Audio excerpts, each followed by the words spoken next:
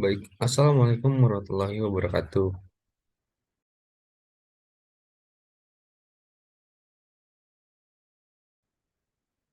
Baik, di sini perkenalkan nama saya Edo Saputra dengan NIM 205 150 600 111 Baik, di sini saya akan mempresentasikan hasil tugas akhir dari kelas MPPIA.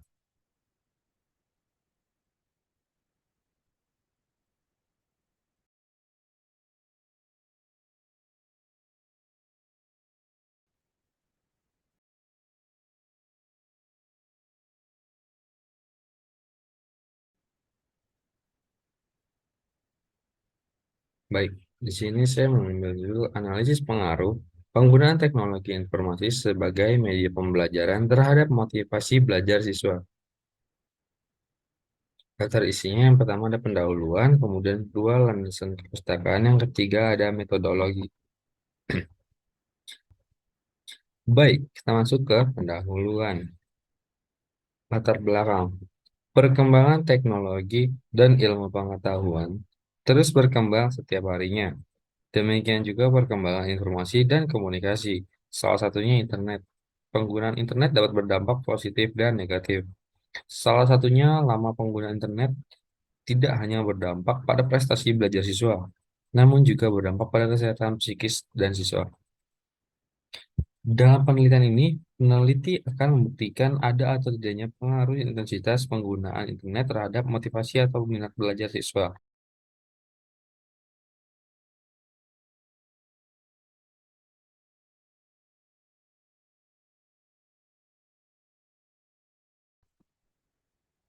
Baik, kita masuk ke rumusan masalah. Untuk yang pertama, bagaimana penggunaan internet dalam proses pembelajaran? Yang kedua, apakah terdapat pengaruh intensitas penggunaan internet terhadap motivasi atau minat belajar siswa? Yang ketiga, bagaimana penggunaan internet agar dapat mengoptimalkan minat belajar siswa?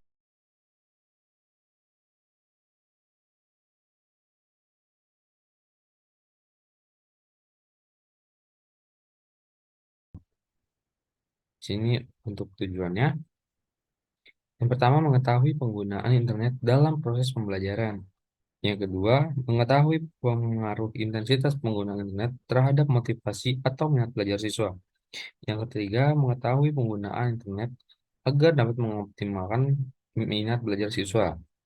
Kita masuk ke manfaat. Untuk manfaatnya itu mengetahui karakteristik siswa dalam menggunakan internet, serta mengetahui pengaruh penggunaan internet sebagai media belajar terhadap motivasi belajar siswa, sehingga hasil yang didapat bisa menjadi kontrol serta pengembangan bagi guru dan orang tua terhadap penggunaan internet di kalangan siswa.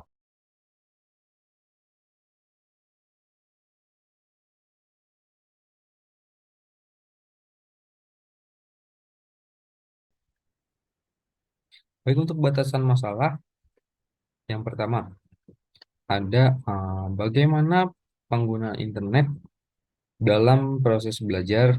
Kemudian yang kedua, apakah terdapat pengaruh intensitas penggunaan internet terhadap motivasi atau minat belajar siswa? Dan yang ketiga, bagaimana penggunaan internet agar dapat mengoptimalkan minat belajar siswa?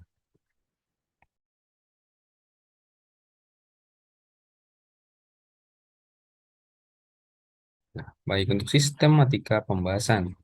Untuk bab satu, latar belakang dilandasi pengertian dan alasan pemilihan topik.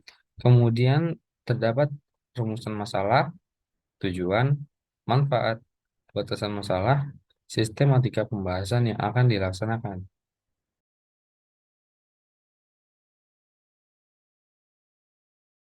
Kemudian pada bab 2 terdapat kajian teori dan literatur yang digunakan sebagai landasan penelitian.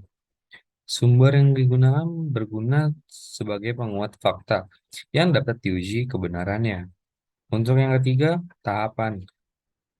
Perangkat didukung penelitian jenis, objek, dan rancangan yang akan dilakukan hingga mendapat sebuah kesimpulan.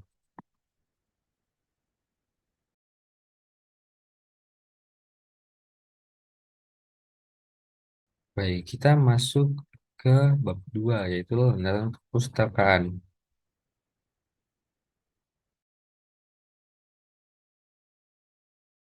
Isi landasan kepustakaan.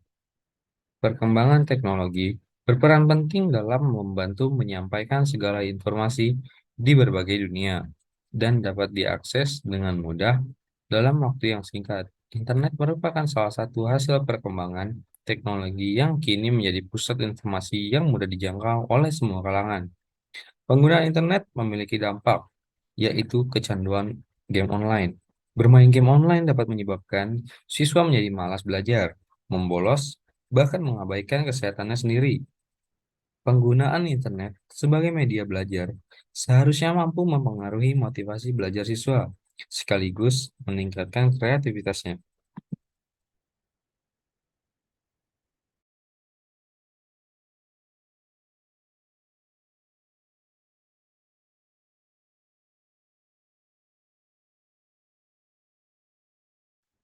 Kemudian kita masuk pada bab 3. Bab 3 yaitu kita membahas tentang metodologi. Desain penelitian yang digunakan dalam penelitian ini adalah penelitian survei.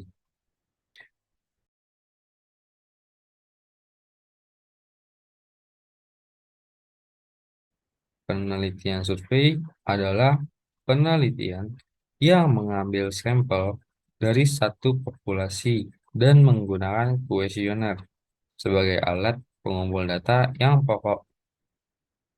Pengumpulan data dilakukan melalui yang pertama, ada yang namanya observasi.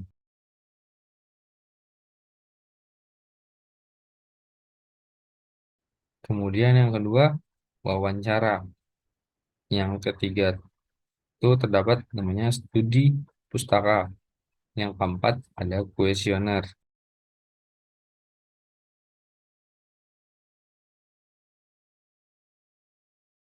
Nah, kuesioner dengan memberikan skor seperti yang terlihat pada tabel 1 atau yang di sebelah yang dapat dilihat ini,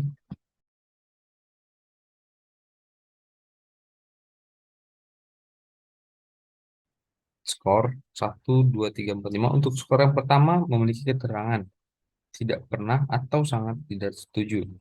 Kemudian yang kedua, skor 2 itu pernah atau tidak setuju. Kemudian untuk skor 3 yaitu kadang-kadang atau netral. Kemudian yang keempat, skor 4 itu memiliki keterangan sering atau setuju. Kemudian pada skor 5 memiliki keterangan selalu atau sangat setuju.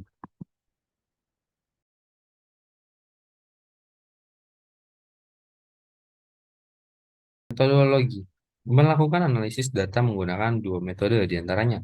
Analisis deskriptif mendeskripsikan atau memberi gambaran terhadap objek yang diteliti melalui sampel sebagaimana adanya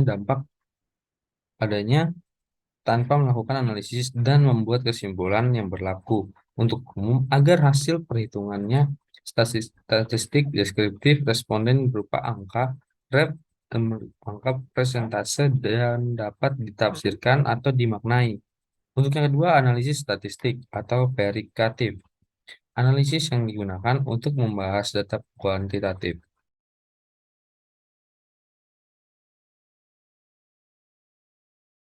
Pengujian statistik yang digunakan adalah dengan uji asumsi klasik. Untuk menguji kelayakan model regresi, digunakan terlebih dahulu memenuhi uji asumsi klasik, yang ini terdiri dari uji normalitas, uji linearitas, dan regresi linear sederhana. Baik, untuk untuk pemaparan dari saya rasa sudah cukup.